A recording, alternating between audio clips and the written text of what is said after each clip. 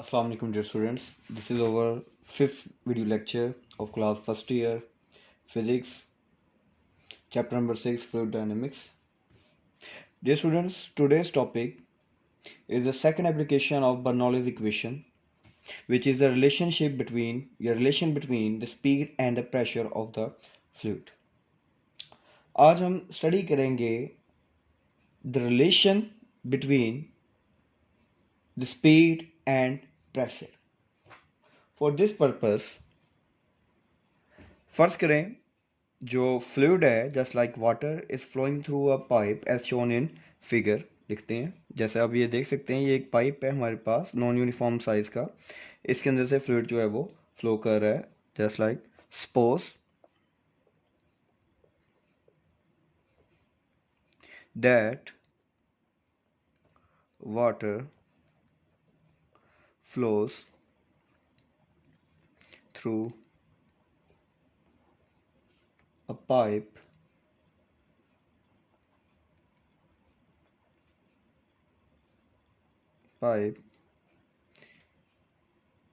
shown in figure.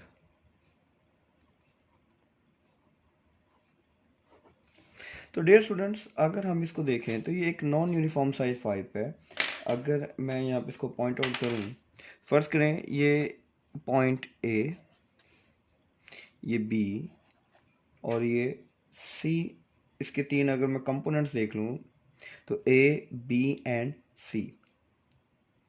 और अब यहाँ पे अगर हम गौर करें, फर्स्ट करें जो एक एरिया ऑफ क्रॉस सेक्शन है एट दिस पॉइंट, इस पाइप का फर्ज करें वो है A1, इस पाइप का या इस पोर्शन का पाइप के यहाँ जो एरिया ऑफ क्रॉस सेक्शन है वो है A2।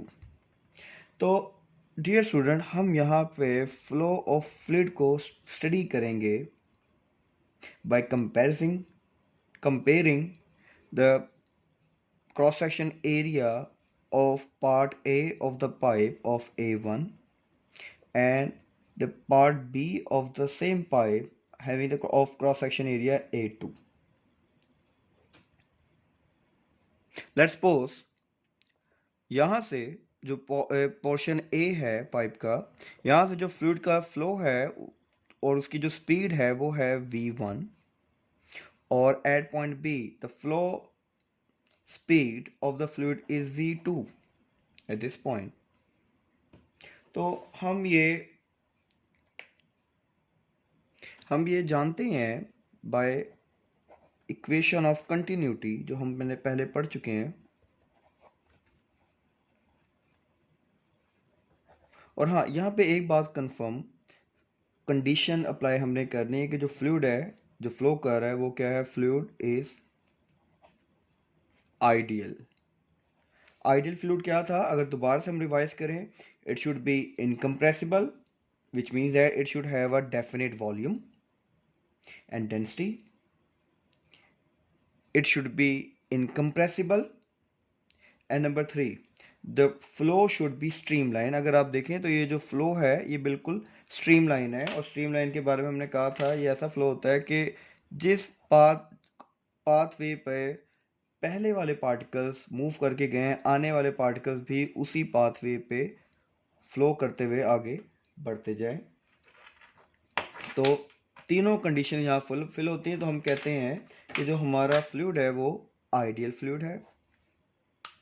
तो according to equation of continuity, area, the product of area and fluid speed is equal to constant.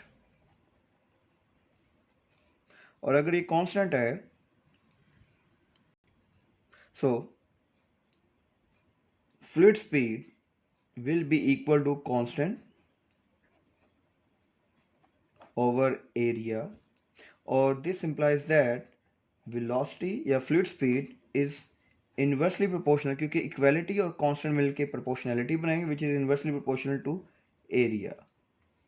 Dear students, यहाँ पे अगर हम देख सकें तो fluid speed और area एक दूसरे के inversely proportional है। इसका मतलब यह है कि अगर एरिया ज़्यादा है तो फ्लूइड स्पीड कम होगी, और अगर एरिया कम है तो फ्लूइड स्पीड ज़्यादा होगी। और अगर यही रिलेशन जो हमने अभी ड्राइव किया from the equation of continuity इस पाइप के ऊपर लगाएं, अप्लाई करें, तो हम ये ऑब्जर्व करेंगे कि जो एरिया A1 है, यहाँ पे जो फ्लूइड स्पीड है V1, और ये जो एरिया A2 है और जो स्पीड है V2, सो जो V2 स्पीड होगी, क्योंकि एरिया A1 ज़्यादा है तो फ्लूइड स्पीड V1 कम होगी, और एरिया A2 स्पीड कम है, क्रॉस सेक्शन एरिया कम है, तो फ्लूइड स्पीड क्या हो जाएगी ज़्यादा. So we can say that this implies that V2 is greater than V1. यहाँ तक को मुश्किल हो. और अगर हम बात करते हैं इस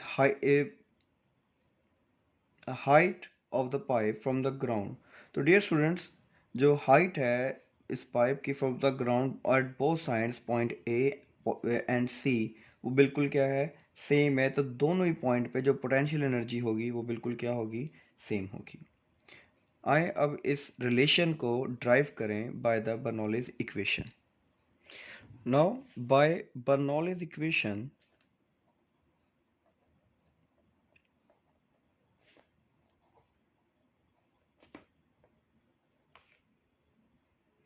we compare the pressure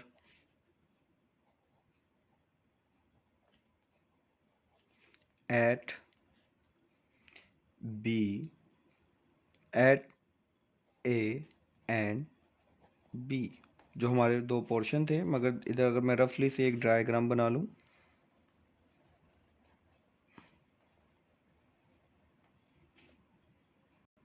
so dear students ये अगर मैं एक रफ सी डायग्राम बनाऊं तो ये पोर्शन ए, ये पोर्शन बी, और हमने इन दोनों एरियाज के अंदर कंपेयर करना है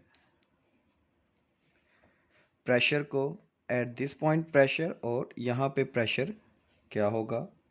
फर्स्ट करें यहाँ जो प्रेशर है वो है एरिया ए है, पोर्शन ए है, और यहाँ पे जो क्रॉस सेक्शन एरिया था वो A1 था, तो उसी के लिहाज से जो इसका प्रेशर है वो P1, और यहाँ जो क्रॉस सेक्शन एरिया था वो A2 था, तो यहाँ जो प्रेशर है वो P2, जो फ्लूइड स्पीड थी वो V1, और जो यहाँ पे फ्लूइड स्पीड होगी वो V2. सो बाय बर्नौलीज इक्वेशन हम एक रिलेशन लिखते हैं, pressure P1 plus 1/2 rho V1 square plus rho या density GH is equal to, या GH1 is equal to P2 plus 1/2 density V2 square plus density GH2. अब dear students equation की ये जो लेफ्ट साइड है, ये अगर मैं मेंशन करूं तो ये है फॉर पोर्शन ए, और ये है फॉर पोर्शन बी.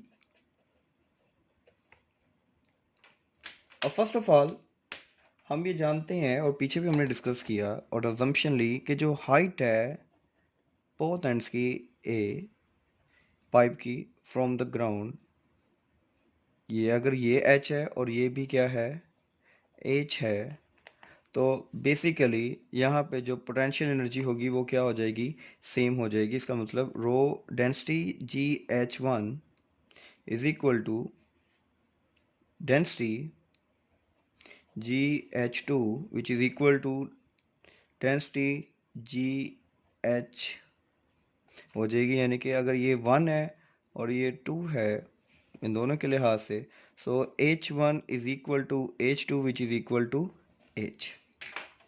तो डियर स्टूडेंट्स अगर हम इस इक्वेशन को हल करें तो सबसे पहले हम इसको लिख सकते हैं P1 plus 1/2 density V1 square plus density GH, P2 plus 1/2 density V2 square plus density GH. और ये दोनों ही डेंसिटी के factors, density potential energies cancel out हो जाएंगी क्योंकि ये दोनों जगह पे सेम है, और हमारे पास इक्वेशन आ जाएगी P1 plus 1/2 density V1 square is equal to P2 plus 1/2 density V2 square. अब डियर स्टूडेंट्स, हम पहले डिस्कस कर चुके हैं ऊपर कि ये एरिया, क्रॉस सेक्शन एरिया ज़्यादा है और एरिया फ्लूइड स्पीड के इन्वर्सली प्रोपोर्शनल होता है, तो जो V1 है ये कम होगा as compare to V2 because जो क्रॉस सेक्शन एरिया है एट पॉइंट B A2 वो कम है, तो यहाँ पे फ्लूइड स्पीड V2 ज़्यादा होगी और जो एरिया A1 है at point A cross section area ये ज़्यादा है, तो इस वजह से जो फ्लूइड स्पीड V1 होगी वो कम होगी। So we can say that V1 is less than V2 and V2 is greater than V1। तो यहाँ पे इस कंडीशन को मेंशन करते हैं, V2 is greater than V1। So let's suppose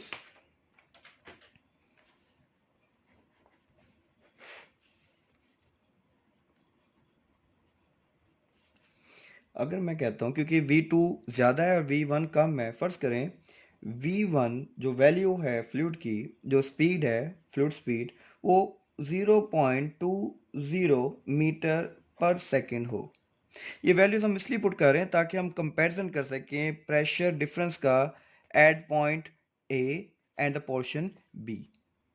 फर्ज करें V1 जो है वो 0.20 मीटर पर सेकेंड है, तो उसी लिहाज से जो V2 जो कि V1 से ज़्यादा है, फर्ज करें V2 हो 2 मीटर पर सेकेंड।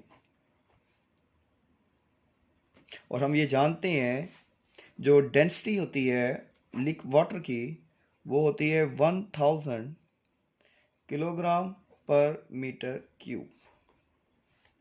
तो अगर हम ये वैल्यूज़ यहाँ पे पुट करें, जैसे 1/2 it's a constant, density 1000, V1 square है 0.20 मीटर पर सेकंड का होल स्क्वायर, P2 ये हम फाइंड आउट करना चाहते हैं, कंपेयर करना चाहते हैं P1 से, 1/2 डेंसिटी 1000 और V2 2 मीटर पर सेकंड स्क्वायर का स्क्वायर पर सेकंड का स्क्वायर। तो अगर वैल्यूज पुट करें तो हम इजीली कंपेयर कर सकते हैं the pressure at point A which is a P1 and the pressure at the portion B which is a P2। तो अब हम ये वैल्यूज जो है इक्वेशन में पुट करते हैं जो हमारे पास बची थी, which is P1 plus 1/2 rho V1 square is equal to P2 plus 1/2 density V2 square। अब वैल्यूज पुट करें, so P1 plus 1/2 density 1000 V1 0.2 का whole square equal to P2 1/2 density 1000 V2 2 का स्क्वायर। अगर इसको हम हल करें तो P1 ये इन दोनों से कैंसिल आउट हो जाएगा और ये हो जाएगा 500 और 0.2 का 0.04 इक्वल टू P2 प्लस 1/2 और इसको भी अगर कैंसिल आउट यहाँ से इसको कैंसिल कर दें तो ये बचेगा 500 और इंटू 4। और अगर इसको अब हल करें तो P1 प्लस इसको मल्टीप्लाई करें 500 को 0.4 से, तो 0.04 से, तो ये हो जाता है 20 इक्वल टू P2 प्लस और ये हो जाएगा 2000। और अगर हम इनको कंपेयर करें, प्रेशर को एक साइड पे ले आए दोनों वैल्यूज़ को और जो कांस्टेंट वैल्यूज़ हैं वो दूसरी साइड पे चली जाएं, तो P1 minus P2 is equal to 2000 minus 20। और इसको अगर हल करें तो ये हमारे पास आ जाएगा 1980 न्यूटन पर मीटर स्क्वायर और पास्कल, और ये होगा P1 minus P2। Dear student, हमारे पास अब प्रेशर डिफरेंस आ गया P1 minus P2 is equal to 1980। अब अगर मैं यहाँ से वैल्यूज़ निकालूँ P1 की और P2 की, तो P1 इक्वल टू, ये माइनस है उधर जाके प्लस हो जाएगा P2 प्लस 1980। और अगर मैं यहाँ पे वैल्यू निकालूँ विद रिस्पेक्ट टू P2, तो P2 हो जाएगा P1 माइनस 1980। अब ये जो दोनों इक्वेशन हमारे पास आई हैं,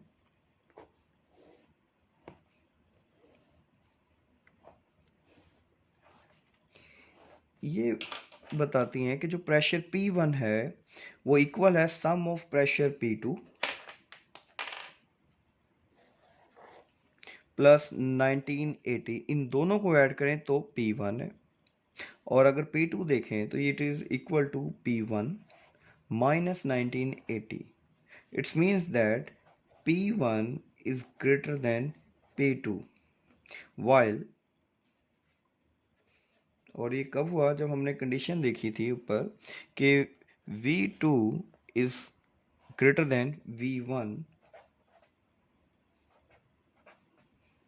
तो डियर स्टूडेंट्स, अब इन दो रिलेशन से जो भी हमने ड्राइव किए हैं कि प्रेशर एट पॉइंट ए, अगर मैं ऐसे कहूँ ये प्रेशर था एट पॉइंट ए और ये प्रेशर था एट पॉइंट बी और ये फ्लूइड स्पीड थी एट पॉइंट बी और ये थी fluid speed at point A, तो हम ये देख सकते हैं कि जिधर प्रेशर ज़्यादा है उधर फ्लूइड स्पीड कम है और जहाँ प्रेशर कम है वहाँ पे फ्लूइड स्पीड ज़्यादा है। तो हम ये कंक्लूड करते हैं आफ्टर दिस कैलकुलेशन कि जहाँ पे फ्लूइड स्पीड ज़्यादा होगी वहाँ पे प्रेशर ऑफ द फ्लूइड कम होगा। तो आगे कंक्लूजन लिखते हैं, where the speed is high, the pressure will be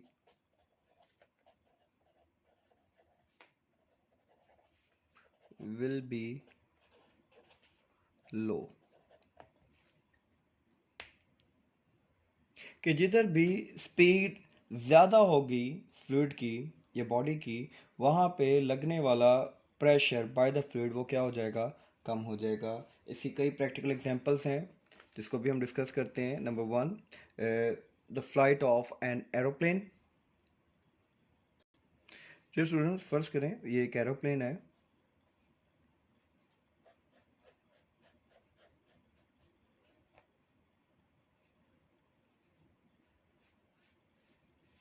एक पैसेंजर एरोप्लेन है।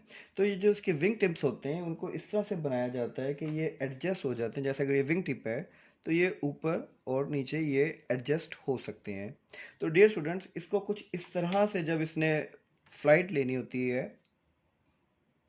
ड्यूरिंग द टेक ऑफ, इसको इस तरह से एडजस्ट कर देते हैं कि जो फ्लूइड स्पीड है, जो एयर स्ट्रीम लाइंस है, जो अपर विंग टिप है प्लेन की, वहाँ पे जो फ्लूइड ड्रैग होता है, जो फ्लूइड फ्लो होता है, ये स्ट्रीम लाइन अगर फ्लो देखें तो यहाँ पे ज़्यादा है as compare to below of the tip. तो जहाँ पे स्ट्रीम लाइंस ज़्यादा है फ्लूइड की, इसका मतलब है वहाँ पे जो स्पीड है, फर्स्ट करें ये अपर है तो वी ए और ये वी बी मैं कहता हूँ। तो जहाँ पे स्ट्रीम लाइन ज़्यादा है फ्लूइड की वहाँ पे स्पीड ज़्यादा है और यहाँ पे स्पीड कम है। और हम ये जानते हुए द स्पीड इज़ हाई, तो प्रेशर एट पॉइंट ए वो कम हो जाएगा और प्रेशर एट पॉइंट बी वो ज़्यादा हो जाएगा। तो जब एरोप्लेन मूव करता है या टेक ऑफ करता है तो उस वक्त जो प्रेशर है इसके अपर साइड पे विंग के वो कम होता है और नीचे प्रेशर ज़्यादा होता है, जिससे इस प्लेन को एक अच्छा फोर्स मिलती है जो इसको ऊपर की तरफ पुश करती है। तो हम कह सकते हैं इसको एक अच्छा पुशअप मिलता है और प्लेन इजीली टेक ऑफ कर जाता है। और ये सिंपल जो है बेसिक फिनोमेना है बर्नौलीज थ्योरम, और वो क्या है, where the speed is high the pressure will be low. के विंग टिप पर जो अपर साइड है वहाँ पे स्पीड ज़्यादा होती है तो प्रेशर कम हो जाएगा, जो लोअर एंड है इस विंग का, वहाँ पे स्पीड कम होती है तो प्रेशर ज़्यादा होगा, जिससे एक एक्स्ट्रा पुश मिलता है प्लेन को और वो इजीली टेक ऑफ कर जाता है और मूव करता है। और इसी तरह से जब इसने लैंड करना होता है तो ये विंग टिप इस तरह से एडजस्ट हो जाते हैं कि जो ब्लो साइड है वहाँ पे स्ट्रीमलाइन ज़्यादा हो जाती हैं और अपर साइड पे कम हो जाती हैं, जिससे इस प्लेन की विंग टिप को डाउनवर्ड पुश मिलता है और ये इजीली लैंड कर जाता है। तो डियर स्टूडेंट्स, आज के लेक्चर यहीं पे कंप्लीट होता है। इसके हवाले से अगर कोई क्वेश्चन हो या कोई डिफ़िकल्टी हो तो आप मुझे मैसेज करें, आप मुझसे पूछ सकते हैं, मैं इंशाल्लाह आपको ज़रूर रिप्लाई करूँगा और उसको हम क्लियर करेंगे। तब तक अपना ख्याल रखिएगा। अल्लाह हाफिज़।